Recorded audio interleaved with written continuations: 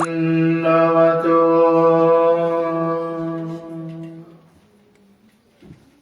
श्रीकृष्णाय दुवंशदीपकवरा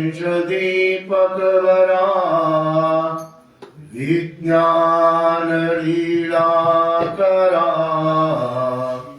श्रीदत्तारुषिवंशीया त्रिकुमरा श्रीचक्रपाणि परा श्रीमद्वारावती चरा प्रभुपरा निर्लेप जीवोधरा श्रीमच्चक्रधरा कृपागुणवरा सर्वावतारा नमो भगवान श्री चक्रधर स्वामी की जय।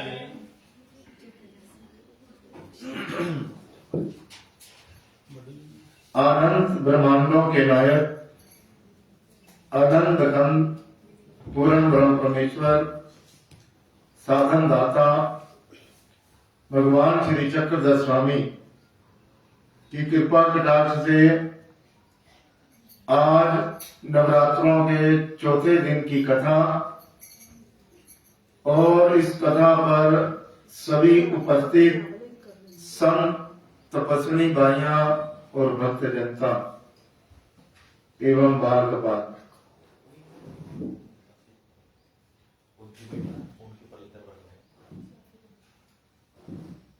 दो ही शब्दों के द्वारा गुरु शब्द बना है।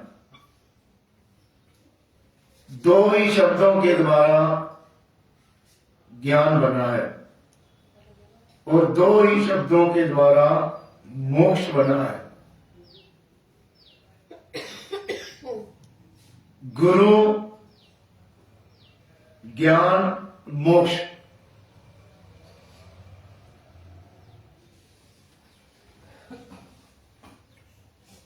अब गुरु जो शब्द है, पहले तो ये पता होना चाहिए गुरु कैसा होना चाहिए।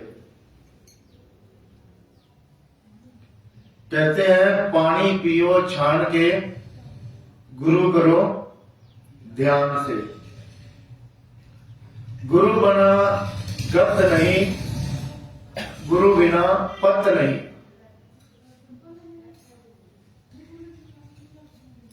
शास्त्रों में इसका बड़ा विस्तार है। गु अर्थात रू।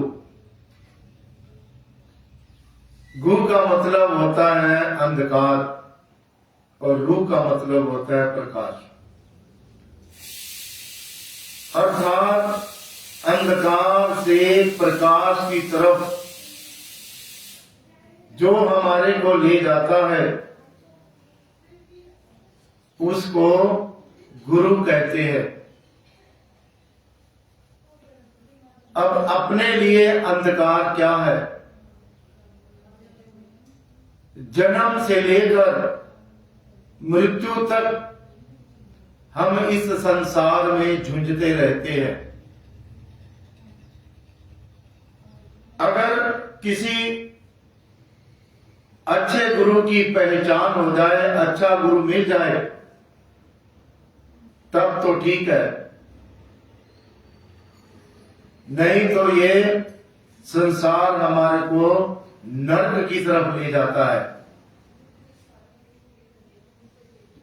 महादायिसा ने भगवान से प्रश्न किया था। एक बार महादायिसा बाहर की तरफ गई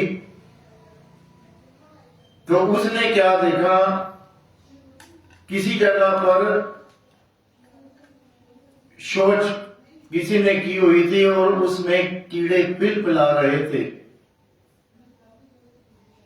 महादायिसा का ध्यान उधर चला गया और आते वक्त जिस समय भगवान के पास आई तो क्या कहती है, हाय हाय नरक नरक नरक। तो फिर उसने भगवान को प्रश्न किया, कहते महाराज तो क्या ये नरक हमारे को भी होंगे? भगवान कहने लगे, एति जा हुई जे तई चुकेती, अर्थात जो ईश्वर का होगा, ईश्वर की भक्ति करेगा,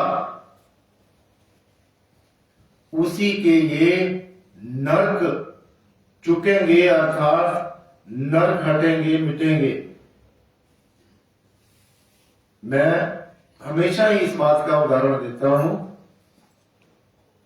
हमारे पास रहने के लिए, खाने के लिए, पीने के लिए कोठी, मकान, बैंक बैलेंस, गाड़ियां, सब कुछ है। हम भी मनुष्य हैं।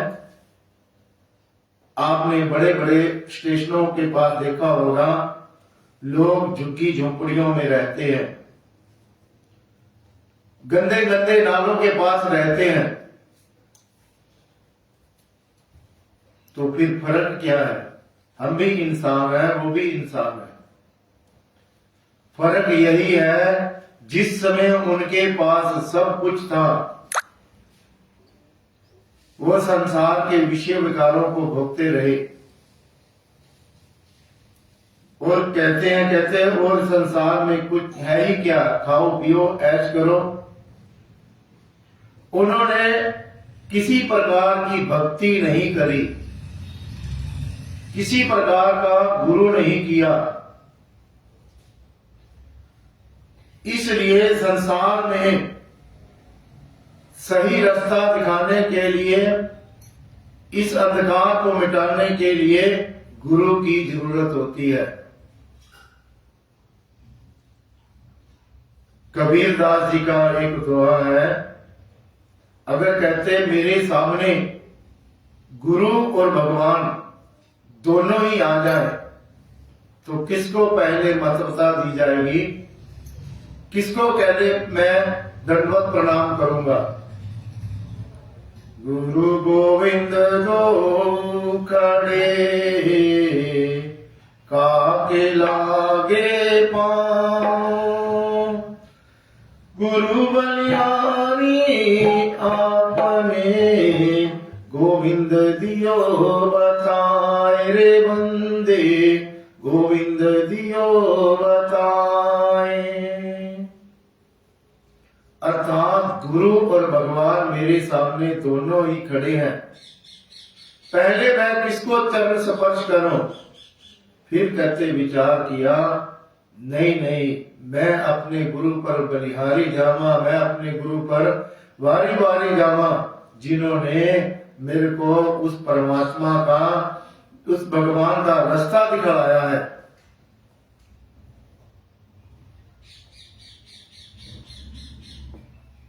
महाभारत के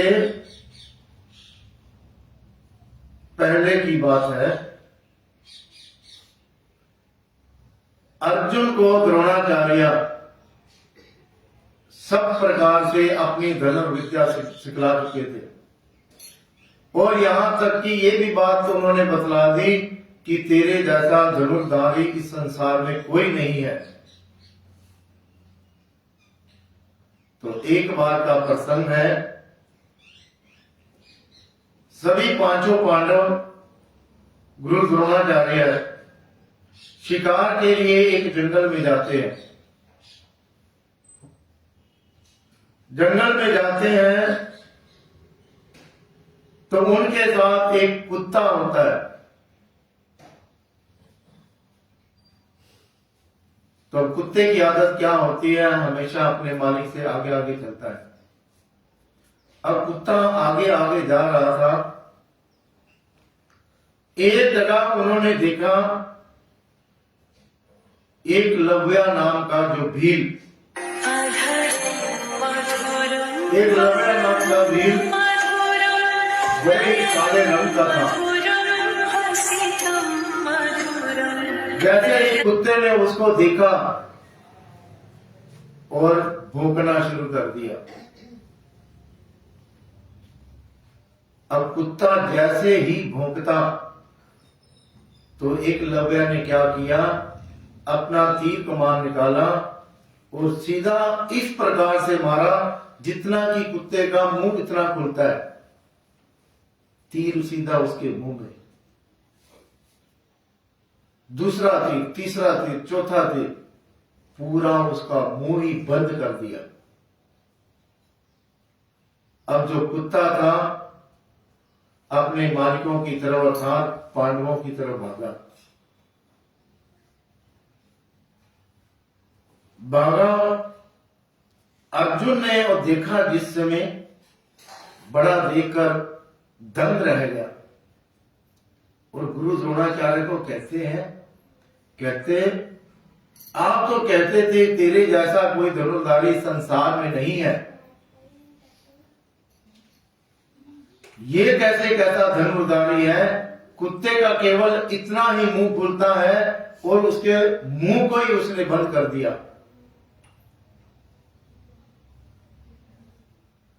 द्रोणाचार्य जी कहने लगे मैं भी नहीं जानता। फिर वो उसी जगह पर पहुंचे जिस जगह पर एक लड़का अपना अभ्यास करता था।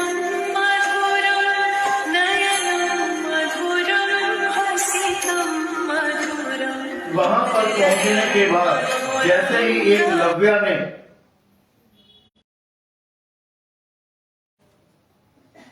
और गुरु की महिमा गाने लगा, धन्य गुरु, आज मैं अपने गुरु के दर्शन करके तृप्त हो गया।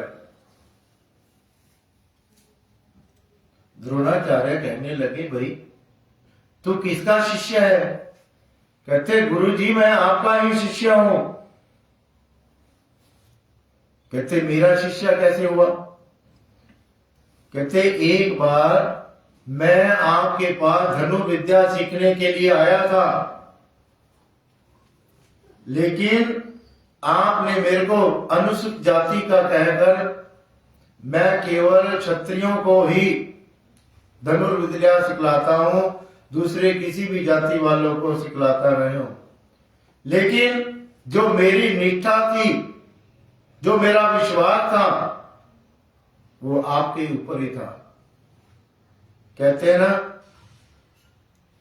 गुरु निष्ठा है, गुरु विश्वास है, गुरु ही कर्तव्य है, गुरु ही भक्ति है। कहते वो देखो सामने, कहते मैंने आपकी मूर्ति बनाई हुई है। जिस समय मैं धनुष के ऊपर तीर को चढ़ाता हूं तो उस समय सर्वप्रथम पहले आपका ही नाम लेता हूं। गुरु जी आज्ञा दो मैं तीर को चलाऊं। ऐसा अभ्यास करते करते आज मैं यहां तक पर पहुंच गया हूं। अब गुरु द्रोणाचार्य ने बड़ी लंबी सोची। कहते कल को कोई युद्ध होता है और जिस तरफ से ये एकलव्य लड़ेगा, ये तो कहते मेरे अर्जुन को हरा देगा। गुरु को जो होता है अपना शिष्य बहुत प्रिय होता है।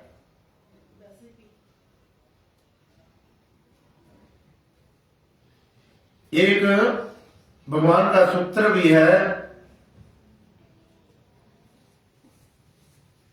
जो गुरु का प्रेम होता है अपनी पत्नी से भी अधिक शिष्य के प्रति रहता है।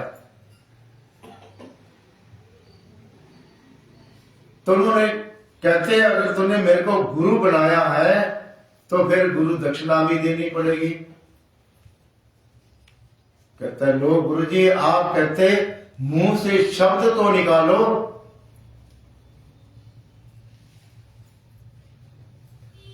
तब द्रोणाचार्य ने कहा अपने दाएं हाथ का अंगूठा मेरे को कहते गुरु दक्षिणा में दे दो।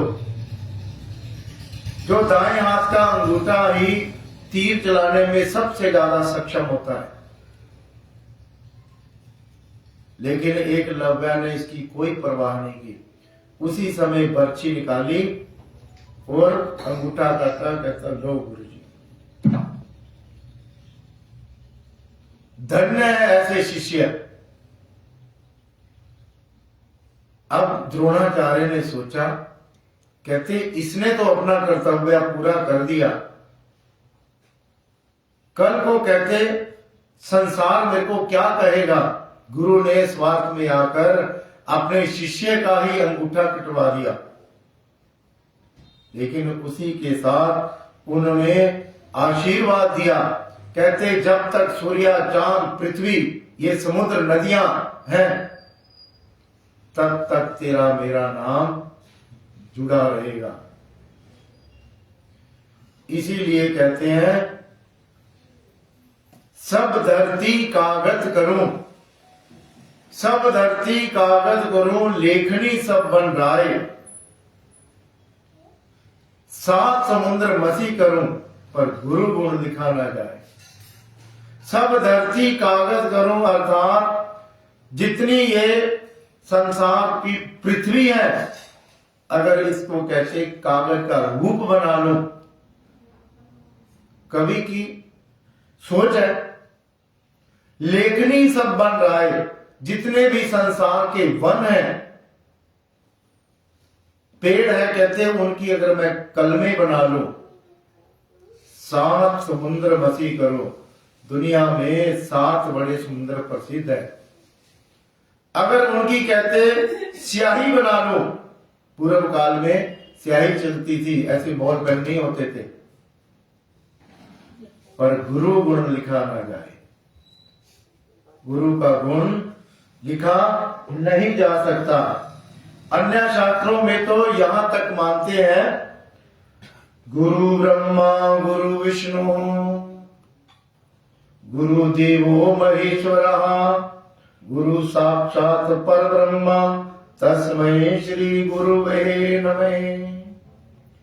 कहते गुरु ब्रह्मा है, गुरु विष्णु है, गुरु देव महेश्वरा अर्थात गुरु ही महादेव है, गुरु साक्षात परब्रह्म। इसके ऊपर जो गुरु साक्षात परब्रह्म के समान है, उस श्री गुरु जी को मेरा नमन, मेरा नमस्कार। इतनी गुरु की महत्वता दी गई है। एक बार एक गुरु और शिष्य अपना परिभ्रमण करते हुए किसी नगर में पहुंचे। नगर में पहुंचे तो उन्होंने क्या देखा, वहां पर कोई भी वस्तु हमने लेनी हो उसका केवल 1 रुपया ही लगता था। आपने दूध लेना है 1 रुपया, मिठाई लेना है 1 रुपया, सोना लेना है 1 रुपया, चांदी लेनी है 1 रुपया। बट टूटे हुए पैसे देने लेने का कोई हिसाब किताब ही नहीं। अब जो शिष्य था बड़ा चटूरा था। चटूरा समझते हो? खाने पीने का बड़ा शौकीन था। अब संत है, गुरु है, तो लोग जो भिक्षा देते हैं उसके साथ दक्षिणा भी मिलती ही है। अब इसको मिठाई खाने का बड़ा शौक था। रोजाना अपने दक्षिणा की मिठाई लाता, बड़ी खुशी से खाता। मिठाई लाता, बड़ी खुशी से खाता। गुरु ने देखा, कहते ये जो मेरा शिष्य है अपने पथ से भटक रहा है, कहते हैं हमने ये नगरी छोड़कर दूसरी नगरी में जाना है। कहता नहीं नहीं गुरुजी, इतना अच्छा खाने पीने को मिलता है, इतना सस्ता मिलता है, और कहां मिलता है? कहीं भी नहीं मिलता। गुरु कहने लगे बेटा तेरे को नहीं पता, जो यहाँ का राजा है वह मूर्ख है। आप भी नरकों में जाएगा, दूसरों को भी नरकों में लेके जाएगा। कहता नहीं गुरुजी, मैं तो यहीं पर रहूंगा। फिर क्या हुआ, गुरु उसको छोड़कर चले गए। लेकिन जाने से पहले कहते अगर तेरे पर कोई विपदा आ जाए, कष्ट आ जाए, तो मेरे को याद कर लेना। कहते ठीक है। वो जी चलता रहा चलता रहा। एक बार किसी चोर ने चोरी की तो उसकी सजा थी फांसी थी। तो दिन निश्चित कर दिया गया फांसी का, लेकिन जैसे ही उसको फांसी देने लगे तो जो फांसी का फंदा था उसके गले में से ऊपर ही निकल गया। मतलब उसका गला छोटा पड़ गया, फंदा बड़ा हो गया। अब राजा मूर्ख था, कहता है जिसका मोटा सिर हो, मोटी गर्दन हो, कहते हैं ऐसा आदमी ढूंढ कर ला। सारी नगरी में ढूंढा तो वो गुरु का शिष्य मिल गया। क्यों? खा खा के मोटा हो गया हुआ था, गर्दन भी मोटी, सिर भी मोटी। उसको पकड़ कर ले आया गया। अब फांसी का टाइम निश्चित कर दिया गया। अब फांसी देने से पहले हर आदमी को एक चेतावनी दी जाती है, कहते तेरी अंतिम जो इच्छा है वो बता दे। अब इसने सोचा, कहते हैं मेरे गुरुजी ने कहा था कि तेरे ऊपर कोई विपदा है तो मेरे को याद कर लेना। कहते मैंने अपने गुरु को मिलना है बस। अब गुरु को ढूंढ कर लाया, गुरु आ गए। अब गुरु ने देखा शिष्य के लिए फांसी तैयार है। अब गुरु शिष्य ने कान में एक ऐसी बात कही तो दोनों उस बात के ऊपर झगड़ रहे थे। गुरु कहता है पहले मेरे को फांसी दो, शिष्य कहता है पहले मेरे को फांसी दो। गुरु कहता है मेरे को दो, शिष्य कहता है मेरे को दो। उस समय निकलता जा रहा था, बात राजा तक पहुंची। कहते क्यों भाई, फांसी क्यों नहीं दी जा रही? अब जो कर्मचारी थे उन्होंने राजा को बताया, कहते इसके गुरु ने कान में कोई बात बताई है। कहते उसी बात के ऊपर दोनों ही ये झगड़ रहे हैं। राजा भी वहां पर आ गया। कहते हैं देखो फांसी तो एक को ही मिलनी है, अगर तुमने नहीं बताया भाई तेरे कान में क्या बताया है तो कहते मैं दोनों को ही फांसी दे दूंगा। अब मूर्ख राजा था। अब गुरु ने बताया, कहते ऐसे है महाराज, ये वो घड़ी है, ये वो क्षण है, ये वो टाइम है, इस समय जो भी फांसी लेगा सीधा ही स्वर्गों को जाएगा। राजा कहते अच्छा? कहते हाँ महाराज, मैं तो झूठ थोड़ी बोल रहा हूं। कहता है पहले मेरे को ही फांसी दे दो। राजा ने स्वयं फांसी ले ली। ऐसे है गुरु मृत्यु से भी बचा लेते हैं। इसीलिए कहते हैं गुरु वचनों को रखना संभाल के, गुरु वचनों में गहरा राज है, जिसने जानी महिमा गुरु की, उसका डूबा जहाज भी पार है। गुरु वचनों को रखना संभाल के, गुरु वचनों में गहरा राज है, जिसने जानी महिमा गुरु की, उसका डूबा जहाज भी पार है।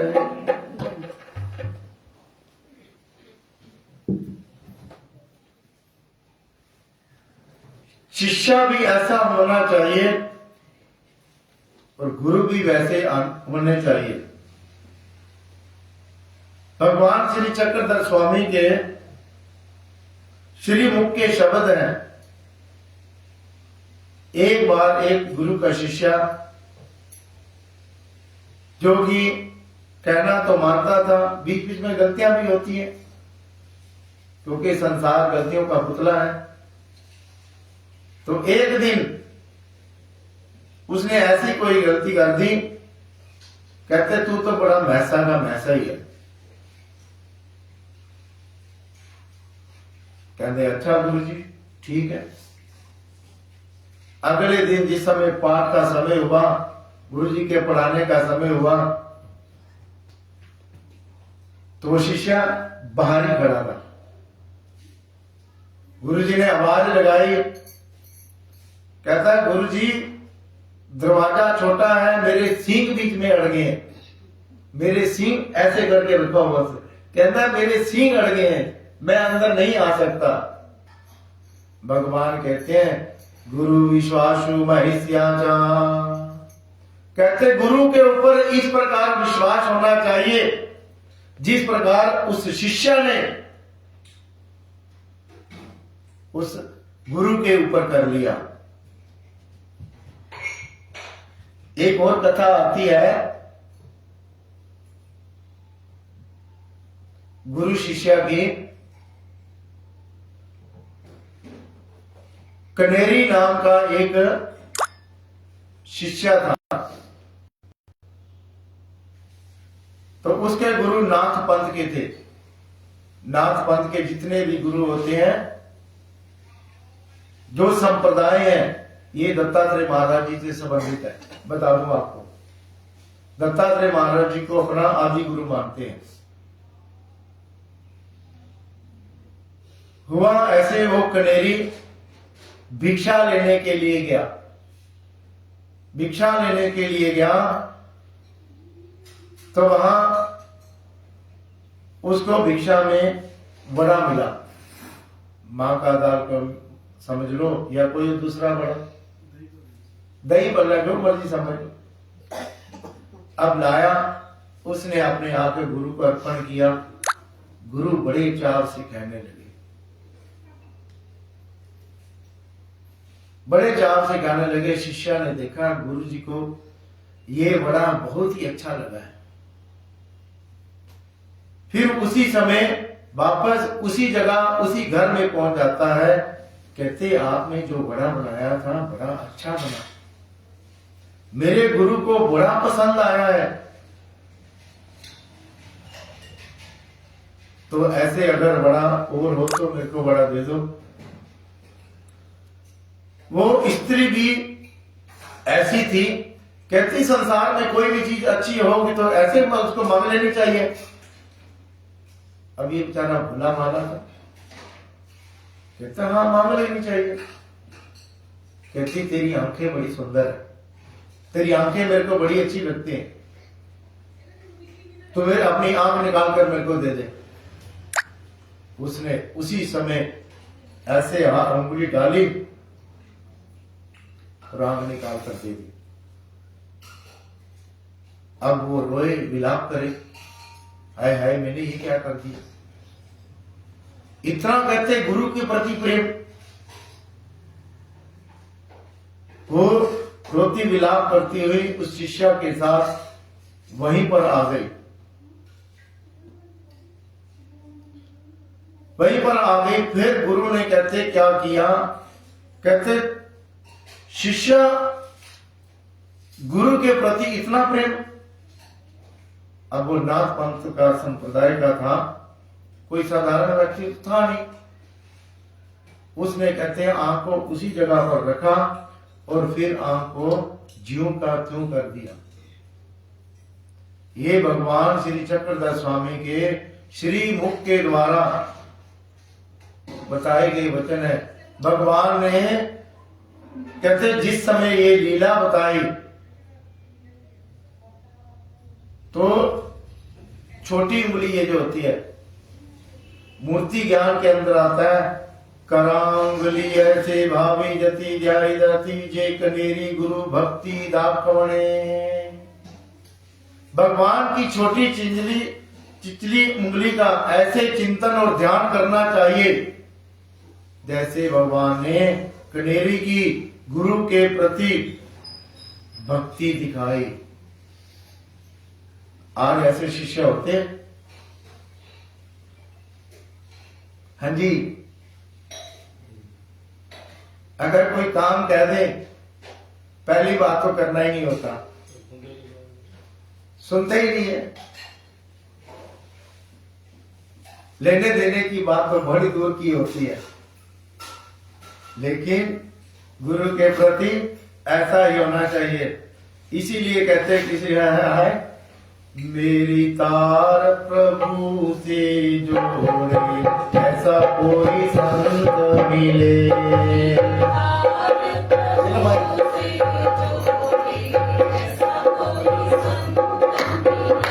मेरी तार प्रभु से जोड़े, ऐसा कोई संत मिले।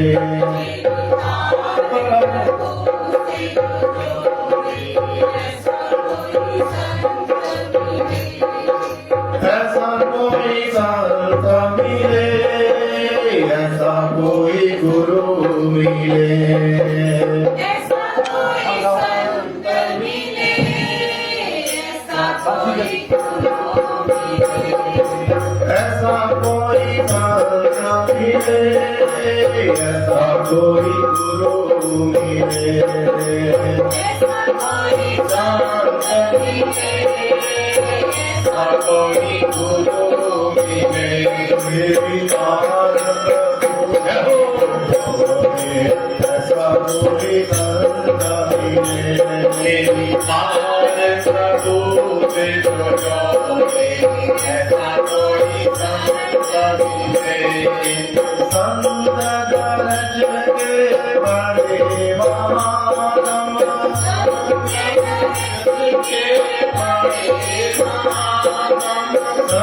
गरज के बड़े महानम, संत गरज के बड़े महानम, संत गरज के बड़े महानम। दुर्लभ जग में संत समागम,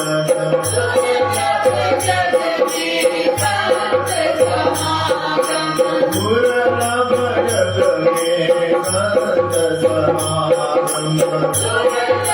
जग में संत समागम।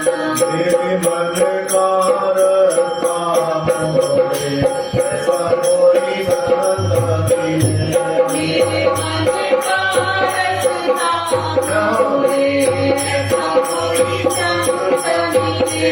मेरे मन का रास्ता मोड़े, ऐसा कोई संत मिले। मेरे मन का रास्ता मोड़े, ऐसा कोई संत मिले। मेरी तार प्रभु से जोड़े, ऐसा कोई संत मिले। मेरी तार प्रभु से जोड़े, ऐसा कोई संत मिले। ऐसा कोई संत मिले, ऐसा कोई गुरु मिले। ऐसा कोई संत मिले, ऐसा कोई गुरु मिले। ऐसा कोई संत मिले, ऐसा कोई गुरु मिले। ऐसा कोई संत मिले, ऐसा कोई गुरु मिले। मेरी तार प्रभु से जोड़े, ऐसा कोई संत मिले। मेरी तार प्रभु से जोड़े, ऐसा कोई संत मिले। भटकत भटकत पथ नहीं मिलता, भटकत भटकत पथ नहीं मिलता। मन मेरा रोके नहीं रुकता। मन मेरा रोके नहीं रुकता। भटकत भटकत पथ नहीं मिलता, भटकत भटकत पथ नहीं मिलता। मन मेरा रोके नहीं रुकता। मन मेरा रोके नहीं रुकता। मेरे मन के बंधन को तोड़े, ऐसा कोई संत मिले। मेरे मन ऐसा कोई संत मिले। मेरे मन के रंग मोरे ऐसा कोई संत मिले। मेरे मन के रंग मोरे ऐसा कोई संत मिले। ऐसा कोई संत मिले, ऐसा कोई गुरु मिले। ऐसा कोई संत मिले, ऐसा कोई गुरु मिले। ऐसा कोई संत मिले, ऐसा कोई गुरु मिले। ऐसा कोई संत मिले, ऐसा कोई गुरु मिले। मेरी दान करो ऐसा कोई संत मिले। मेरी हार प्रभु के नजरे, ऐसा कोई संत मिले। मेरी दान करो ऐसा कोई संत मिले। मेरी हार प्रभु के नजरे, ऐसा कोई संत मिले। हमारे प्रथम आचार्य श्री नामदेव, सबसे पहले उनको कौन से संत मिले? कहाँ पे? हाँ जी, है? नहीं नहीं,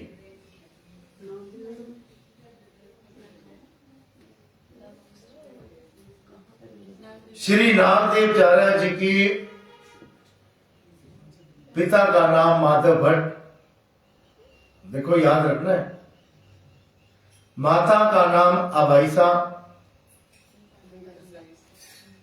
भाई का नाम सारंगपाणी और तीसरे भाई का नाम वैजोबा और चौथी बहन की नाम से कैसे सोनिया है? उमाइसा। देखो रोज सुनते हैं हम, फिर भी हमारा ध्यान नहीं रहता। उमाइसा विधवा हो गई। सारंगपाणी जो उनका बड़ा भाई था, उनको कहते चोर डाकुओं ने मार दिया, बाहर किसी काम के लिए गए थे। पिता की वैसे ही मृत्यु हो चुकी थी। अब पीछे रहे श्री नामदेवचार्य और उनका छोटा भाई और बहन। नामदेवचार्य जब बड़े थे, जब कहते पिता का साया सिर पर ना हो तो आदमी भटक जाता है। व्हाट्सएप पे आता है, जिन बगीचों के माली नहीं होते वो बूटे अक्सर सूख जाया करते हैं। तो नामदेवचार्य जी अपना खुला प्रवृत्ति के जितनी भी संसार के दुर्व्यसन होते हैं, सप्त व्यसन माना जाता है। जुआ, शराब, बीड़ी, चोरी, परस्त्री गमन और क्या, चलो सप्त व्यसन, हर प्रकार का व्यसन उनके अंदर था। अब छोटा भाई जैसे तैसे अपने घर का गुजारा करता। तब माता ने देखा लड़की विधवा हो गई है। उनकी एक और बहन थी नामदेवचार्य जी की, महादायिसा चचेरी बहन, वो भी बेचारी विधवा थी। अब इन तीनों ने क्षेत्र संन्यास अर्थात अपने ही गांव के आसपास, इनका गांव था पुरी पांडरी नामदेवचार्य जी का, और ये पूरी पांडरी के पास ही है गांव रामस गांव। अब याद रखना, रामस गांव में प्रथम भेंट हुई थी। तो ये बेचारी तीनों वहां पर रहती, भिक्षा मांगती, अपना जैसा तैसा पूजा पाठ करके गुजारा करती थी। एक बार श्री नागदेवचार्य जी घूमते घूमते उस कुटिया की तरफ आ गए। कुटिया की तरफ आ गए। कुटिया के बाहर उन्होंने किसी पुरुष की चप्पलें देखी। विचार किया, कहते यहां पर तो स्त्रियां रहती है, मेरी बहनें मां रहती है, पर पुरुष की चप्पल का यहां क्या काम है। बस तलवार थी, तलवार की एक नोक से एक चप्पल उठाई, ये फेंकी, दूसरी नोक से उठाई, ये फेंकी। अंदर झांक कर देखा, दादोसपुर रामदेव उच्च आसन पर बैठे हुए थे, वो तीनों ही नीचे बैठी हुई थी। और क्रोध होकर कहते हैं, क्रोधित होकर कहते, क्या इसी दिन के लिए यह कुटिया बनाई थी। आदमी कहते बुरा विचार जब स्वयं बुरा होता है तो विचार भी आदमी के बुरे ही होते हैं। बुरा जब वेखन मैं चलिया बुरा न कोई, नहीं बुरा जब वेखन मैं चलिया बुरा न मिलिया कोई, जो अपना तन कब्जू मुझसे बुरा न कोई।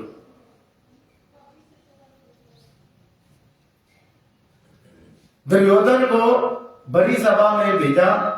भगवान ने कहते देखो, कहते कितने अच्छे व्यक्ति हैं। दुर्योधन ने दृष्टि मारी,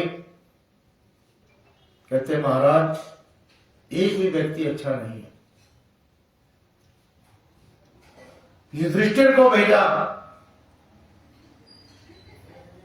युधिष्ठिर कहता है महाराज सारे के सारे अच्छे हैं, कोई भी इसमें बुरा व्यक्ति नहीं है। अब इनके बुरे विचार थे, बुरी बात मन में आई।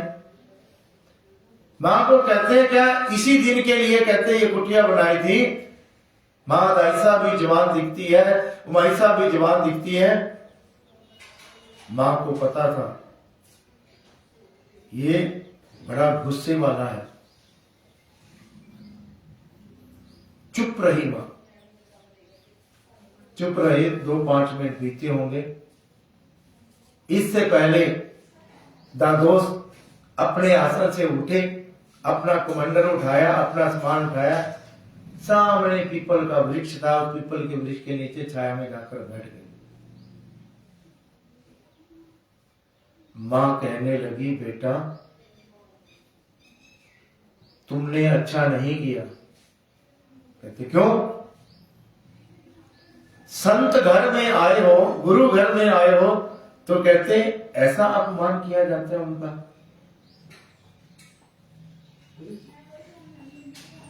तू जैसा समझता है वो वैसे संत नहीं है, वैसे गुरु नहीं है।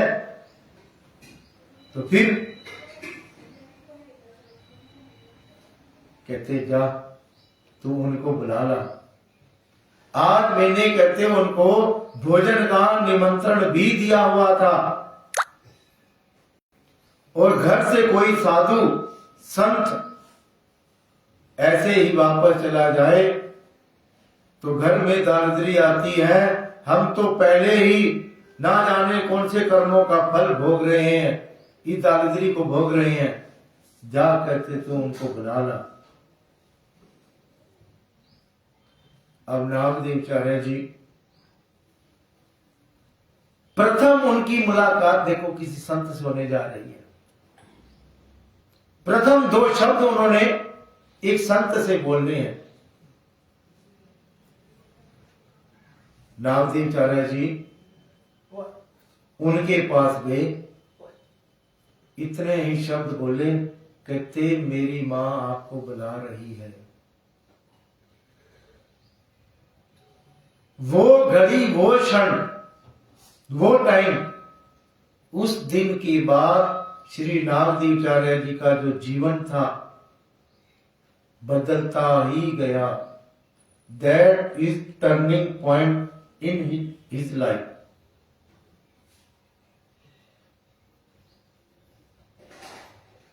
आके बैठे संत बैठे, खाना वगैरह खिलाया। खाना खिलाने के बाद रामदेव जी थोड़ा टहलने के लिए गए, साथ में नामदेवचार्य जी भी गए। कहते मेरी माँ कहती है आपसे बड़ा सुख मिलता है, आपसे आनंद मिलता है, आप बड़ी अमृत रूपी कहते वचन सुनाते हो, अमृत रूपी लीलाएं पान कराते हो। अब उन्होंने देखा, कहते अगर पहले ये ऐसा है, बुरा व्यक्ति है, अगर इसको असर ना हुआ ये तो मेरे को ही मार देगा। कहते देखो भाई, ठीक है आपकी बात, मेरे से आपको सुख मिल भी सकता है, आनंद मिल भी सकता है, लेकिन हाँ भगवान श्री चक्रधर स्वामी जी से आपको जरूर सुख और आनंद मिलेगा। जैसे ही श्री चक्रधर जी का नाम सुना, वैसे ही श्री नामदेवचार्य जी को सुख मिलने लगा। मैंने पहले बताया था नाम के 10 लाभ होते हैं। पहला लाभ क्या था? नामे वेद, वेद अर्थात आकर्षण। आकर्षण, जैसे ही भगवान का नाम सुना श्री चक्रधर, वैसे ही भगवान की तरफ आकर्षण बढ़ गया। कहते फिर मिलवाओ मेरे को श्री चक्रधर जी को। कहते ठीक है। कहते कहां पे रह रहे हो? तो सिन्नर में रह रहे। कहते जब जाएंगे फिर हम जाएंगे। वो समय भी आया। रामदेव इनकी माता महादायिसा महिषा और भी भक्तों के साथ श्री नामदेवचार्य जी को साथ लेकर चल पड़े। और रास्ते में क्या कहते हैं रामदेव? कहते देखो भगवान का वहां पर उचिष्ट पान का प्रसाद मिलता है, तुमने उस उचिष्ट पान के प्रसाद को नहीं खाना। कहते ठीक है नहीं खाऊंगा। अब ये सारे वहां पर गए। सारे वहां पर जाने के बाद मिले और सभी ने साष्टांग दंडवत डाला। मैंने दंडवत शब्द की व्याख्या कई बार की है। दंडवत शब्द कहने के और प्रत्यक्ष रूप में प्रैक्टिकल करने के कई फायदे हैं। अजी तिलक राज जी पूरा विस्तार ही दसना है। हैं? हाँ ठीक है। दूसरा जैसे पशु वाले पशु पंछी होते हैं, उनकी जो भी नमस्कार करना और सीधे खड़े होना जब दरख्त का। ठीक है, वेरी गुड। चल ठीक है, बहुत बढ़िया भाई। देखो सुनने का ये फायदा होता है। शब्द है दंडवत। दंड अर्थात डंडे की जैसे डंडा होता है, वत मतलब समान। डंडे के समान भगवान के सामने जिस समय हम खड़े हो जाते हैं, 84 लाख योनियां बोली जाती हैं। ये मनुष्य देह के नीचे जितनी भी योनियां होती हैं, ये सब 84 लाख योनियों के अंतर्गत आती है। जितनी भी आकाश में उड़ने वाले पंछी है, जितनी भी जमीन पर चलने वाले रेंगने वाले प्राणी हैं, जितने भी पानी में रहने वाले जीव जंतु हैं, ऐसे कुल मिलाकर जलचर नभचर और इस पृथ्वी पर रहने वाले मृत्यु लोक में, ये सभी 84 लाख योनियों के अंतर्गत आते हैं। मनुष्य देह है जो सबसे ऊपर है।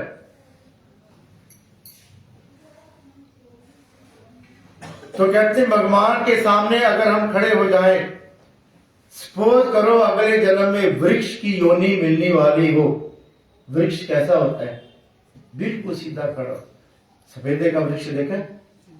या दूसरे वृक्ष भी, कोई ताड़ के वृक्ष होते हैं, कोई अशोका का वृक्ष होता है, बिल्कुल ऐसे होते हैं। भगवान के सामने खड़े होने के बाद अगर वृक्ष की योनि मिलने वाली हो तो वृक्ष की योनि खत्म हो जाती है। फिर उसके बाद हमारे 2 हाथ नीचे की तरफ नहीं, ऐसे जोड़े होते हैं तो ऐसे खुलते हैं। अब पक्षी कैसे होते हैं? पक्षी जब अपने पंखों को खोलता है तो ऐसे खुलते हैं। अगर पक्षी की योनि मिलने वाली हो तो पक्षी की योनियां भी कट जाती है। फिर तीसरा, जब दोनों हाथ हमारे नीचे लग जाते हैं, पांव पीछे की तरफ होते हैं, तो पशु कैसा होता है? जो 4 पांव वाले पशु होते हैं वो योनियां कट जाती है। फिर चौथा, हम जमीन पर पूरी तरह से लेट जाते हैं। जितने भी इस पृथ्वी पर रहने वाले प्राणी हैं, चलने वाले प्राणी हैं, वो सांप है, बिच्छू है, मगरमच्छ है या और कोई है, हमने तो कई योनियां ऐसी देखी भी नहीं। गूगल बाबा जी को पूछ के देखो, बाबा जी सारी दिखा देंगे 84 की 84 लाख योनियां। लेकिन शास्त्रों में ऐसा बताया जाता है। तो लेटने के बाद वो योनियां हमारी खत्म हो जाती है। फिर सबसे बड़ी बात, अगर कोई प्रातः काल के समय सुबह 3 बजे से लेकर 6 बजे के अंतर्गत भगवान के सामने दंडवतें डालता हुआ या स्मरण करता हुआ कोई भी प्रार्थना करे, मैं कहता हूं, मैं लिख कर देता हूं, अगर उसका कार्य ना हो तो कहना। भगवान श्री चक्रधर स्वामी जी स्वयं इस बात को दोहराते हैं। भगवान डोमे ग्राम में थे, राजमठ के ओटे के ऊपर बैठे हुए थे। प्रातः काल का समय था। कितने बजे का समय? 3 से 6 बजे का। भगवान आसन पर बैठे हुए थे। सभी भगत आपकी तरह ही सामने बैठे हुए थे। भगवान भी आसनस्थ, भगत भी। महादायसा के मन में आया, कहते हम भगवान का स्मरण कर रहे हैं तो फिर भगवान किसका स्मरण कर रहे हैं?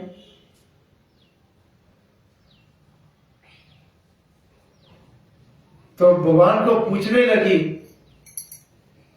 तो भगवान कहने लगे, बाई हे सकल जीवाते चिंती, अर्थात हम सृष्टि के सब जीवों का चिंतन कर रहे हैं। क्या चिंतन कर रहे हैं? किसको ज्ञान देना है, किसको प्रेम देना है, किसको योग्य बनाना है, किसको कौन सी सेवा देनी है। अगर सांसारिक व्यक्ति है, अगर संसार की चाह में कुछ भगवान से मांग रहा है ऐसे समय में, तो उसकी वो चाहना भी हम पूरी करते हैं। सुबह मुहूर्त को उठो, करो गुरु का ध्यान, भजन करो जगदीश का, जासे सब कल्याण, वंदे जासे सब कल्याण। सुबह मुहूर्त को उठो, अर्थात 3 से 6 बजे के बीच में। देखिए, हम कोई कहता है मैं गुरुजी 7 बजे उठता हूं, कोई कहता है 8 बजे, कोई तो कहता है कुछ मेरे बच्चे तो 10-10 बजे तक उठते ही नहीं, कहते फिर पानी पाना पड़ता है कहाँ जाके उठते। कई तो ऐसे हैं 11, 12, 1।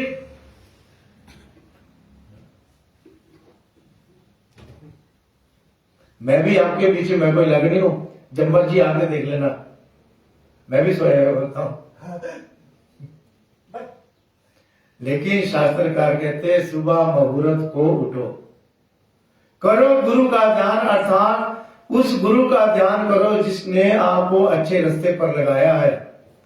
भजन करो जगदीश का, जगदीश अर्थात उस परमात्मा का ध्यान करो जासे सब कल्याण, जिससे हम सभी का कल्याण हो। तो आज की कथा यहीं पर संपूर्ण। सभी ने दंडवत बोलकर उठना है, जो दंडवत डाल सकते हैं दंडवत डाले। दंडवत हो।